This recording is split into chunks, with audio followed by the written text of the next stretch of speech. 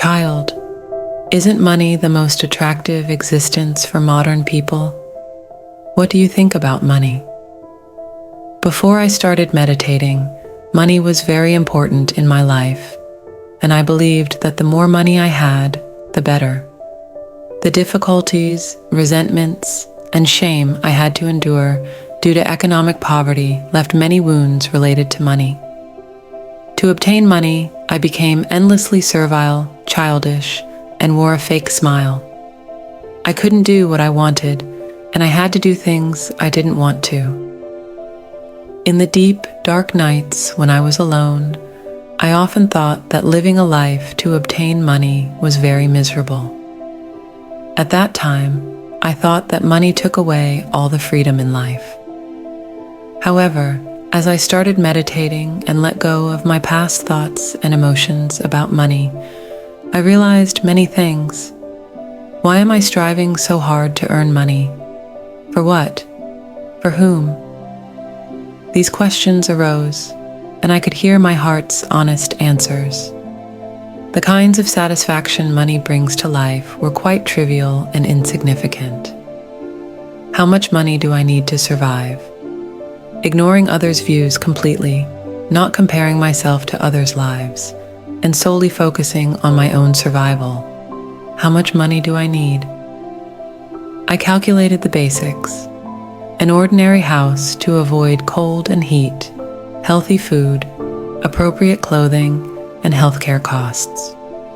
Though everyone has different ideas of an ordinary house, as someone who was born and raised in the countryside, I was satisfied with just 2 rooms, a bathroom, a kitchen, and a living room. Healthy food, if I bought abundant, cheap seasonal ingredients and cooked them myself, wouldn't require much money.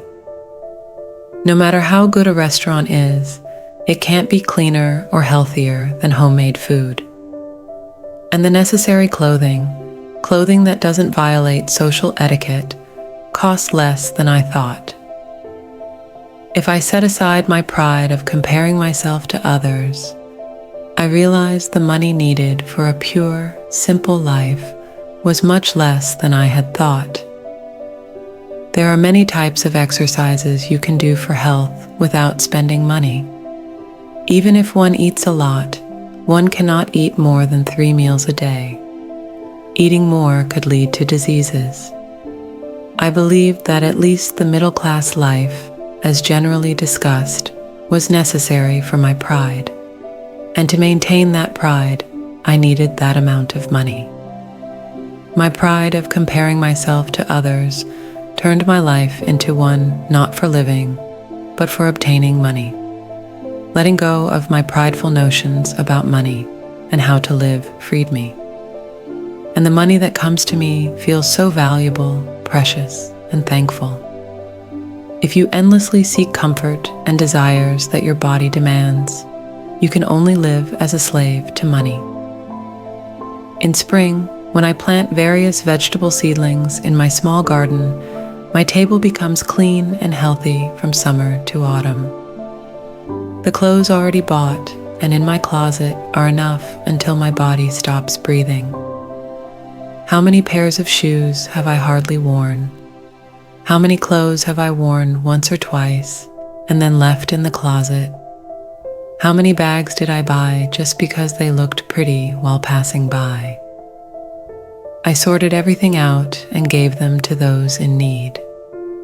Everything was the result of consumption driven by my pride and vanity. Realizing that what is needed in life is very little, I came to feel how much has already been given. I realized that I had never known how to be thankful. I always lived trapped in the thought that I needed more, that it was still not enough. The overflowing sunlight, the flowing wind, the cool rain, the cold snow, the ever-changing scenery of the sky, all the plants and creatures living in the forest in their own ways. The diverse aspects of nature just given to us are so beautiful and make my heart race. They are now visible, audible, and tangible. Today, I went to the car wash after a long time and cleaned my small car. My old small car sparkled with my careful touch. It looked so beautiful and lovely. While cleaning the car, I looked up at the sky and laughed foolishly to myself. Why did I desire a good brand car in the past? Luxury cars brightened my pride, but that was not happiness. Feeling the envious glances of others gave me life energy, but there was no true happiness or joy in it. It was always a clown-like life, shaken by others' views. Daughter, I still love money, but I'm not a slave to it. You too can become the master of money if you let go of the notions and customs about money. The master of money cherishes it and does not use it carelessly. A person who loves money does not use it for their pride and desires, but spends it to love and cherish people. You become a person who uses money well. A person who uses money beautifully is a beautiful person.